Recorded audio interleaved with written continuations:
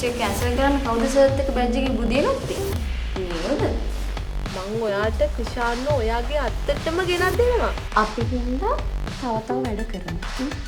thank you. අනේ නෑ රත්තරන්. මම ජීවත් වෙන්නේ. අයියෝ ජීවත් වෙන තමයි අපිට ජීවත් වෙන්න පුළුවන්.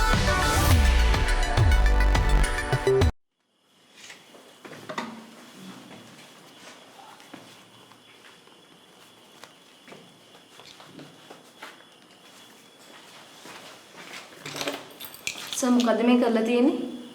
සනයි මොකක් ගැනද අහන්නේ? සිකුරාදට ෆස්ට් ඉයර්ස්ලට තියෙන ලෙක්චර් එකයි කැන්සල් කරේ. මේ උන් එදාට මේ ට්‍රිප් එකක් යන දාගෙන.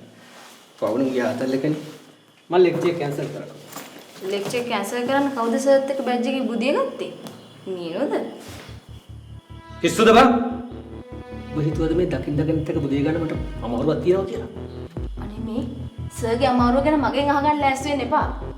සර් සිකුරාදට අනිවාර්යෙන් ලෙක්චර් කරන්න ඕනේ. දැන් ඒක වෙනස් කරන්න බෑ. මම ඩිපාර්ට්මන්ට් එකට කියලා දෙන්නේ. මට ඒක වැඩක් නෑ. සිකුරාදට උන් ට්‍රිප් එක යන්න බෑ. එච්චරයි. ට්‍රිප් එක ගියම තියෙන අමාරුව මොකක්ද? සර් උන් ට්‍රිප් එක යන්නේ අපිත් එක්ක ගේමට. ඒ නිසා උන්ට ඒක යන්න දෙන්න බෑ. ගියොත් යන්නේ සර් නිසානේ. එතකොට මම සර්ගෙන් බලා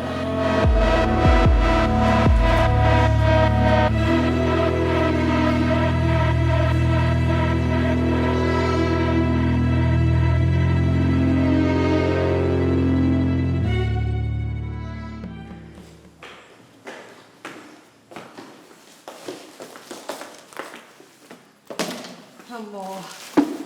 හරි මහන්සි පුතා. අම්මිව කඩේට යනකම් පයින්ද ගියේ. ඔව්. දැන් මෙතන ඉඳලා ටවුන් එකට වීල් එකට රුපියල් 200ක් ගන්න. බොරු වැඩක් නේ. මං ඉතින් ගියා. කාටද අම්මි ඔච්චර සල්ලි ඉතුරු කරන්නේ? වීල් එක ගියා නම් ඉවරයිනේ. සල්ලි ඉතුරු කරන්නේ උඹට. ඔබ වෙඩින් එකක් ගන්න කාලෙකට සල්ලි ඕන වෙන්නේ නැද්ද?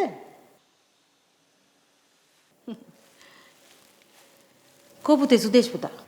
ඌ පොඩ්ඩක් එළියට ගියා. හවස් වෙද්දී අම්මි තේ එකක් බොමුකෝ. ඉන්නකෝ. මං හදාගෙන ඉන්න.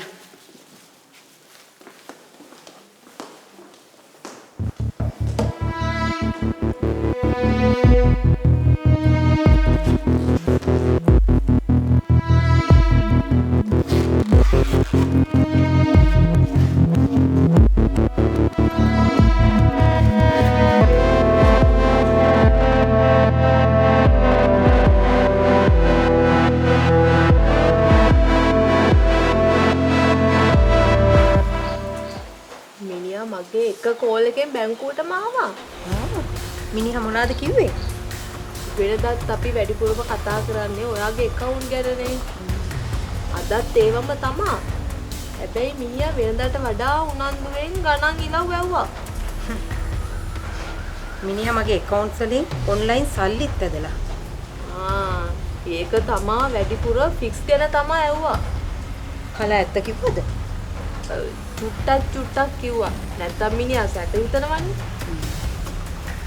ඔය විදිහටම තව දවසක් කොල්ලව බැංකුවට ගෙන්න ගන්න. මං අපේ උන්ව යවලා එළියට බහිනකොටම මිනිහව අල්ල ගන්නවා. හැබැයි මොනිකා බැංකුවේ ඉස්සරහා කිසි දෙයක් වෙන්න බෑ.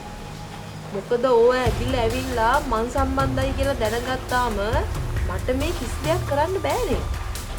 එහෙනම් කොහොමද මං ඔය අල්ලගන්නේ? මංගාව තියෙනවා හොඳ අදහසක්. මොකක්ද අදහස? ඒක ඔයාට වැඩක් නෑනේ. මල් වට්ටිය උඩින් පිච්ච මල තිබ්බා වගේ ලස්සනට මං ඔයාට ක්‍රිෂාන්ව ඔයාගේ අත්තටම ගෙනත් දෙනවා. Trust me.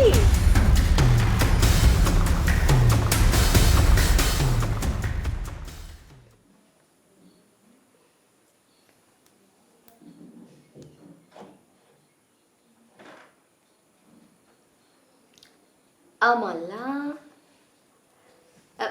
දොර වහගෙන ඉන්න පැටිය ඇතුළට.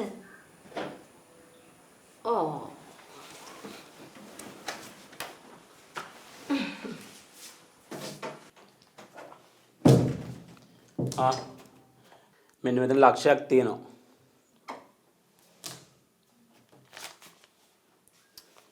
ගන්නවලෝ. තමසල නිසා මගේ ජීවිතේ පළවෙනි දර හොරකමකුත් කරන්න උනා මට. ඉතින් හොඳයිනේ. අපි හින්දා තව තව වැඩ කරනවා. thank you පැටියෝ. දැන් මට කවද්ද මගේ ඉතිරි බැලන්ස් එක හම්බෙන්නේ? කොහොම හරි දෙන්න. මට ඔය විශ්වාසයි. එන්නකෝ. චුට්ටක් උරතල් වේවිද අපි දෙන්න? අනේ. එන්නකෝ. පොලයන් විසි යන්න.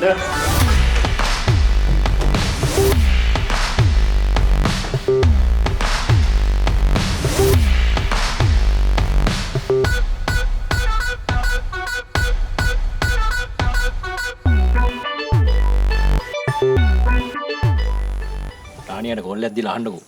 වැඩේට මොකද වෙන්නේ කියලා. කල්පනා කරලා උත්තරයක් දෙන්නම් කිව්වේ නෑ. ඉවසන්.